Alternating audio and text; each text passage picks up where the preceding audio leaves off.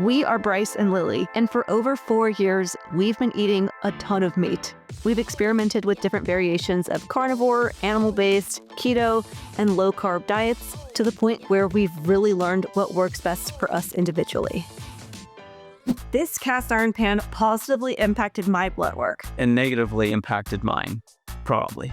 In today's video, we are going to cover the #1 carnivore diet blood test marker we finally improved, and the ways we've altered our diet in order to maximize our body composition, our sleep, and our mood. Please keep in mind, this is our experience, and for me, I find when I do more of a carnivore approach, I am less inflamed, more feminine looking, overall just look better, holding on to less water weight. In comparison to maybe a male, having some more water weight in your muscle area could be a benefit. I definitely notice having extra carbs fills out my muscles. It makes me feel stronger in the gym, have more energy in the gym, and that too helps me build more muscle. So my physique definitely improves when I have carbs versus being strict carnivore. It's not even close in terms of less body fat, more muscle. Whereas for me, I find I can eat more food, I can eat more calories and be leaner if I do more of a carnivore approach, and I just look less inflamed. And I can actually eat more when I have more carbs. My calories went up a lot once I added carbs into my diet. It just makes my meals more enjoyable. I think I like the variety of all the different foods, and I also think that they digest a little bit easier for me. And when we say carbs too, people usually always assume, oh, that means you're having breads and pizza and pasta and brownies, and that's not the kind of carbs we're talking about. The kind of carbs we're talking about are strictly whole food carbs, primarily from fruit and dairy and some other vegetables. For me, I'm having about 150 to 200 grams of carbs a day. Plus, with more carbs, people would think that not only are you going to gain weight, which is not your case, but then on top of that, your insulin, your A1C, your glucose, oh my gosh, diabetes, you got over here, what you doing?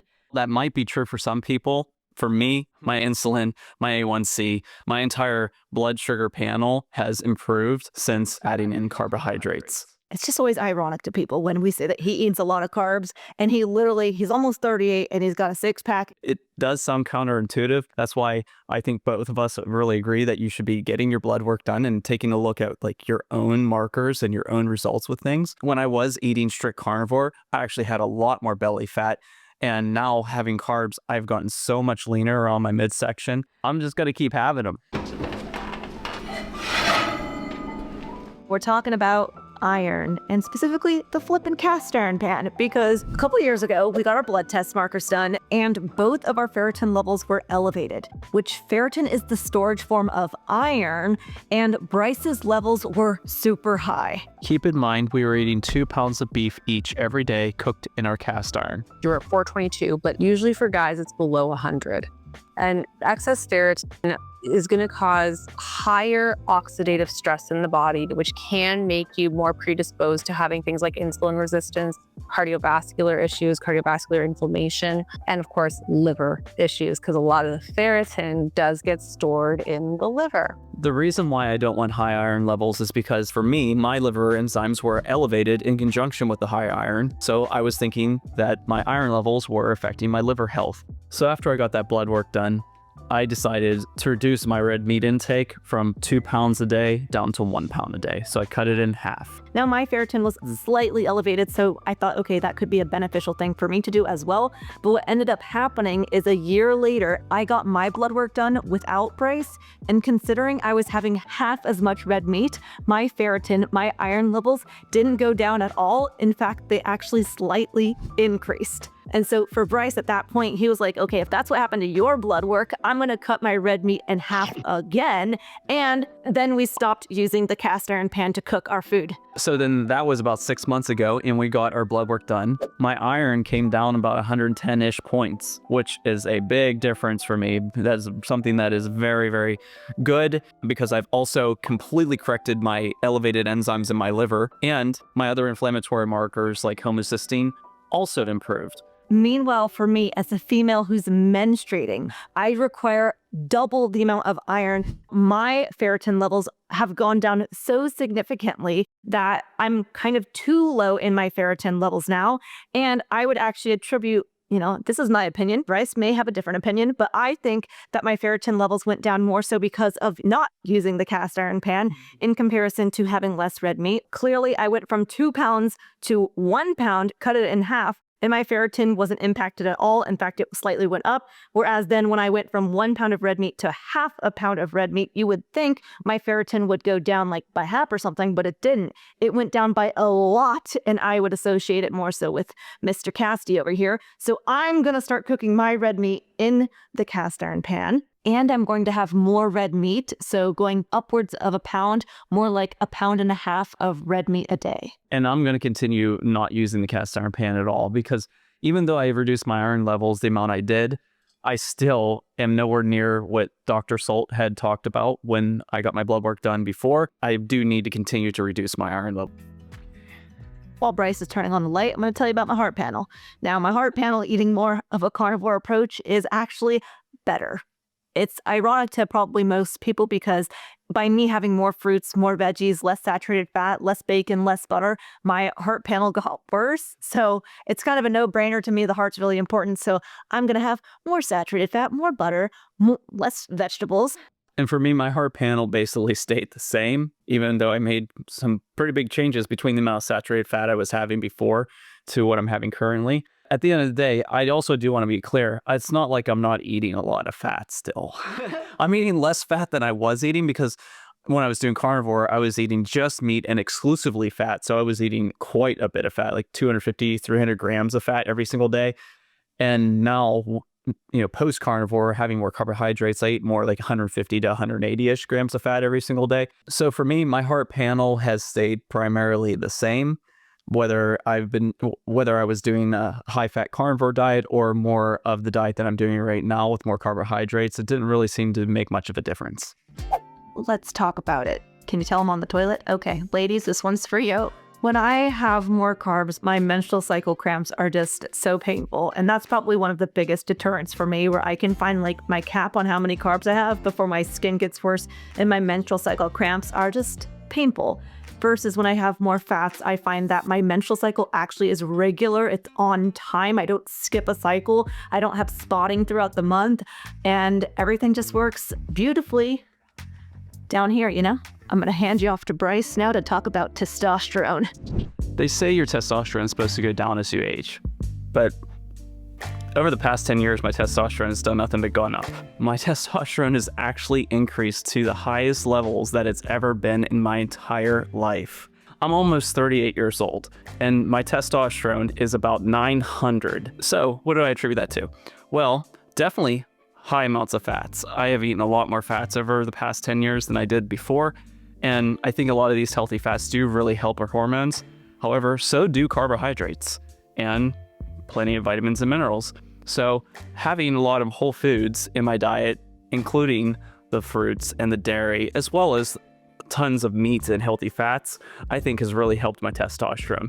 But not only that, I do think that working out is incredibly beneficial for testosterone, especially when you're lifting heavy weights at the gym, which I love to do on a regular basis. So when it comes to skin health, I find that when I have more fats, I feel like they really do help me have a better hormone balance, and therefore my skin just looks clearer. Whereas when I have more carbs, I find that my acne in particular and my dandruff gets worse. And for me, I also feel like having a good amount of fats is really good for the skin, but I don't have any negative results from having more carbs with my skin health. If anything, I used to have discoloration on my skin. Sometimes when it was inflamed, it would raise up and flake a little bit. And that was all over my chest, my neck, my back. And I had this issue before I was carnivore. And then while I was carnivore, it actually got worse.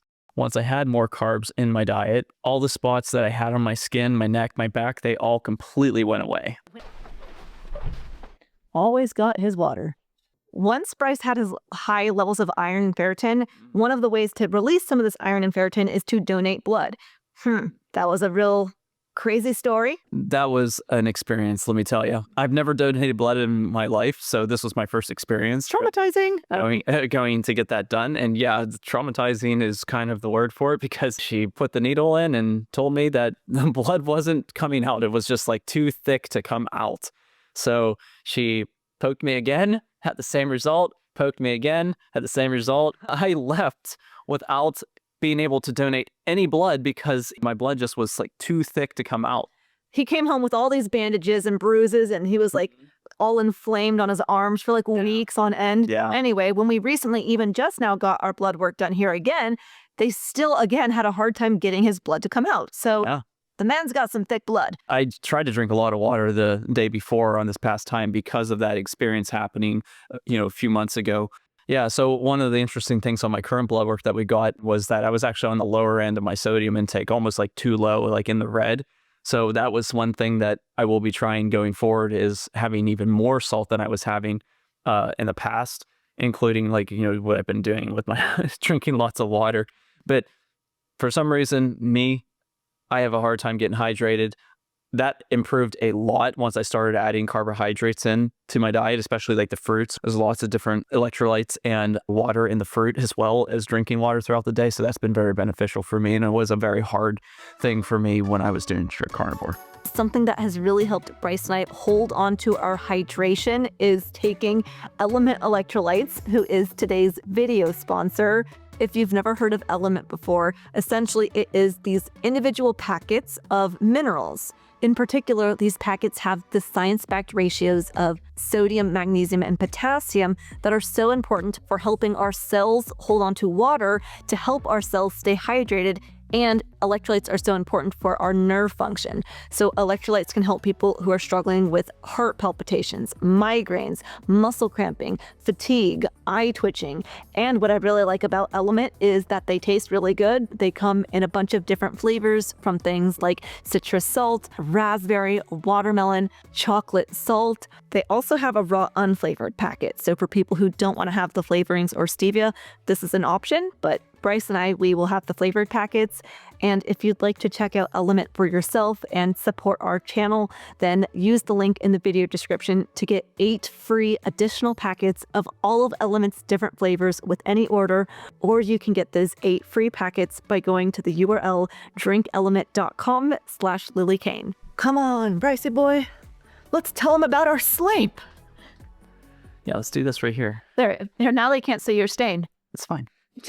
When it comes to slumbering and sleeping, which we do together. I'm just kidding. I mean, we do. It wasn't a joke. When it comes to sleep, I find that if I do 0 carbs, then my sleep definitely gets worse. I will wake up 3:30, 4 in the morning, bright-eyed, bushy-tailed, alert and awake, and my cortisol's super high. Whereas if I have too many carbohydrates, then I find that I feel like I wake up kind of exhausted, like a sack of potatoes hit me over the head, and I'm just like super zonked. So for me, I like the happy middle range. I don't know. I'm probably very low carb for most middle ranges, but I do about 60 to 80 grams of carbs in a day. And I usually target my carbs towards the evening because I do find that they help me with my sleep. When I was doing 0 carb and just strict carnivore, my heart rate variability and my resting heart rate were much worse than they are today. And I do know this because I do track that every single night and have tracked it for years. So I have a very long trend line of where it's been good, where it's been bad. But just in general, like nowadays, my resting heart rate and my heart rate variability have improved a lot. I don't know if it's necessarily because of the carbs or from the feeling of not being as heavy full as I used to be. Like when I was doing carnivore, like when we ate our 3 meals and had all that fat, like 100 grams of fat every meal and all that protein, I felt heavy full. All the way up to going to bed. And I don't feel that way anymore. So I don't know if that's just on like a whole body level, just less stress digesting food. And that is causing me to have just a little bit like, my heart's like a little calmer with it, or it's just like less saturated fat, or I'm not exactly sure what is causing it is what I'm trying to say. But there is something that has caused me to drastically improve my heart rate and heart rate variability. All right, let's get out of here and talk about our mood. My mood is definitely more stable when I have more fats. I also find fats give me more consistent energy throughout the day.